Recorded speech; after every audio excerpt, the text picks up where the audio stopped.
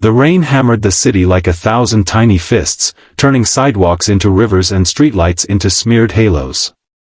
At 2:17 a.m., Victoria Lang stood barefoot on the stoop of her luxury high-rise, clutching a dead phone, a soggy takeout bag, and the dawning horror that her keycard had vanished somewhere between the boardroom and the back seat of her rideshare.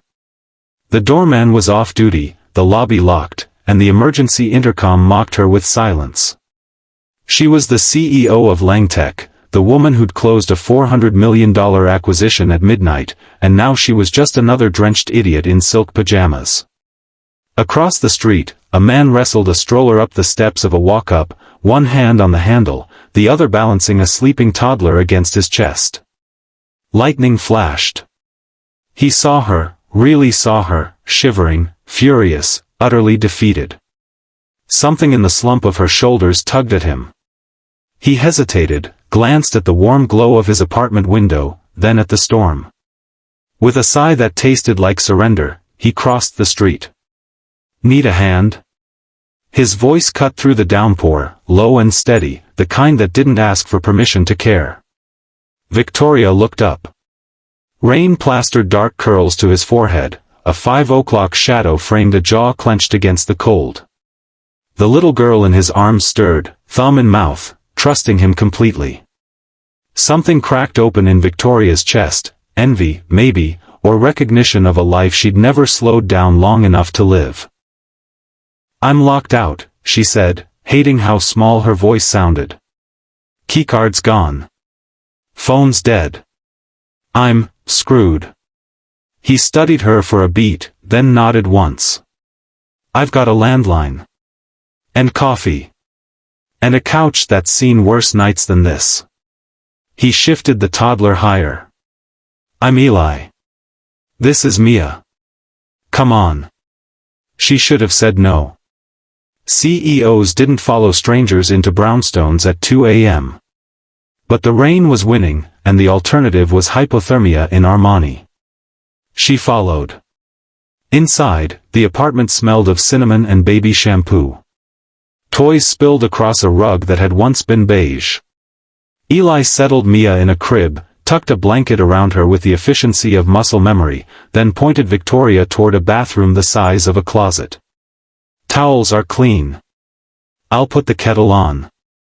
She emerged 10 minutes later in his oversized NYU sweatshirt and a pair of sweatpants cinched tight at the waist. The mirror showed a stranger, mascara smudged, hair a riot of curls, eyes wide with something that felt dangerously like relief. In the kitchen, Eli poured coffee into a chipped mug that read, "World's Okayest Dad." He slid it across the counter. "Drink. You look like you're about to negotiate a hostile takeover with the Grim Reaper." A laugh escaped her, sharp, surprised, real. "Close. I just fired 3 VPs and outbid a conglomerate before the dessert course." He whistled low. "Sounds exhausting." "It is." She wrapped both hands around the mug. "I don't usually admit that." Eli leaned against the counter, arms crossed. "Single dad, night shift nurse. Exhausting's my baseline. But you," he tilted his head. "You're Victoria Lang. Langtech. I read the journal." She winced. "Guilty. Also guilty of leaving your keycard in the town car, apparently." She groaned. "Don't remind me." They talked until the rain softened to a whisper. He told her about Mia's mom, gone 2 years now, cancer, the kind of story that left holes no amount of love could fill. Victoria listened, really listened, the way she hadn't since college. She told him about the boardroom battles, the loneliness of a corner office with floor-to-ceiling windows and no one to share the view. At some point, the coffee turned cold and the conversation turned easy, like slipping into a favorite song. Dawn crept in, gray and forgiving. Eli's landline connected her to building security, a sheepish tech arrived with a master key. Victoria stood in the doorway, suddenly reluctant to leave the warmth of mismatched furniture and crayon drawings taped to the fridge. "Thank you," she said. "I owe you." Eli shrugged, but his eyes were soft. Pay it forward. And maybe don't work so hard you forget your keys. She laughed again, twice in one night, a record. Deal. She meant to send a thank you note. Instead, she sent a Langtech security team to upgrade his building's locks. Then a scholarship fund for single parents in nursing school. Then, because she couldn't stop herself, a standing order from her favorite bakery, cinnamon rolls every Friday, Mia's favorite.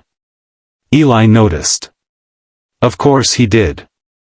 The next Friday, he showed up at her office with Mia on his hip and a Tupperware of homemade lasagna. Payment, he said, setting it on her desk. For the cinnamon rolls. And for not being a jerk about the scholarship. Victoria stared at the foil-covered dish like it was a merger proposal. You cooked for me? Mia helped. Mostly with the cheese distribution. Mia waved a sticky hand. Hi, Vicky. Victoria's heart performed an undignified somersault. Hi, kiddo. That was the beginning. They didn't date, not at first. They orbited. Coffee runs that stretched into dinners. Playdates that felt suspiciously like dates. Victoria learned the rhythm of bedtime stories and pediatrician waiting rooms. Eli learned the difference between Series A and Series B funding, mostly so he could tease her when she checked emails during Moana. But orbits collide eventually. It happened on a Tuesday in October, the kind of crisp day that made the city feel possible. Victoria had just closed the biggest deal of her career, a partnership that would put Langtech wearables in every hospital in the tri-state area. She should have been celebrating with champagne and her executive team. Instead, she was in Eli's kitchen, burning grilled cheese while Mia colored at the table. I did it, she announced, sliding the slightly charred sandwiches onto plates. Signed the papers this morning. Eli looked up from chopping carrots. The hospital thing? Yeah. Your hospital's getting the first rollout. Your idea, actually, the pulse monitors for at-risk kids. I just made it bigger. He set the knife down slowly. You used my idea. I paid you for it, she said quickly. Royalties. A lot of them. Enough for Mia's college, and then some. He stared at her, something fierce and tender warring in his eyes. You didn't have to. I wanted to. She stepped closer, close enough to see the flecks of gold in his irises. You see things, Eli. People. Me. I've spent 10 years building an empire so I wouldn't have to need anyone. And then you handed me a towel and a cup of coffee and ruined everything. A smile tugged at his mouth.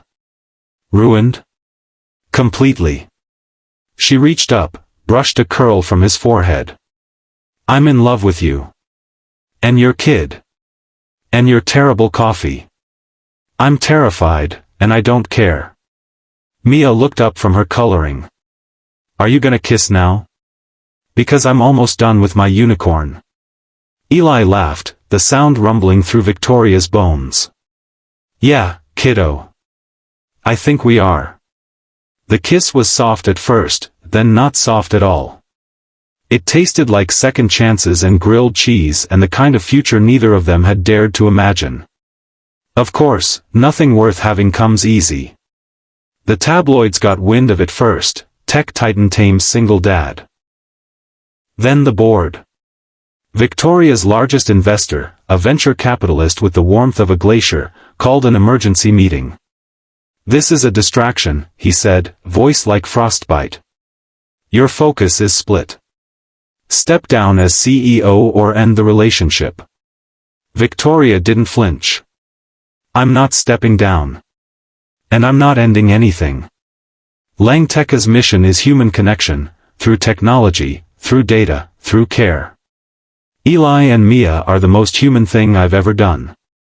If you can't see that, you don't belong on my board. She walked out. The investor sold his shares. The stock dipped. For 3 weeks, Victoria worked 18-hour days to stabilize the company, coming home to Eli's apartment with takeout and apologies scrawled on napkins. Eli never complained. He left lasagna in the fridge and Mia's drawings on the counter, for when you need to remember why.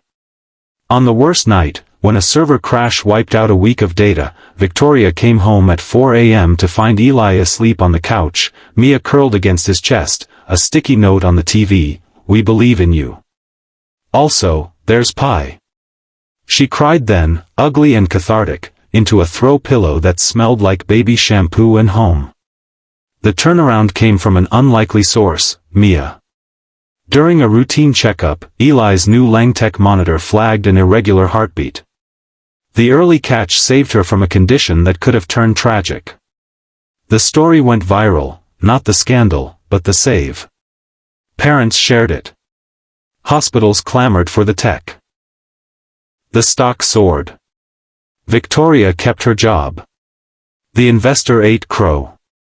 And on a quiet Saturday in December, Eli proposed in the most Eli way possible, over burnt pancakes, with Mia holding a ring box she'd decorated with stickers. "Marry us?" he asked, voice rough. "Not the company.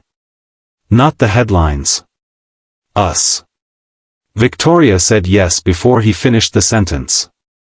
The wedding was small, rooftop, string lights, Mia as flower girl in dinosaur rain boots. Victoria wore a simple white dress and the smile of a woman who'd finally found her key. A year later, Langtech launched a foundation, single parents, healthcare workers, anyone who'd ever been locked out of their own life. Eli ran the nursing outreach. Mia tested the kid-friendly wearables. Victoria learned to leave the office by 6, most days. Some nights, she still forgot her keys. But now, there was always someone waiting on the other side of the door. If this story of second chances, burnt grilled cheese, and the kind of love that doesn't care about net worth made you smile, hit that like button. It's the cinnamon roll of YouTube gestures. Subscribe for more stories that remind us the best deals aren't signed in boardrooms. They're signed in the quiet moments when someone hands you a towel and changes everything. See you in the next one.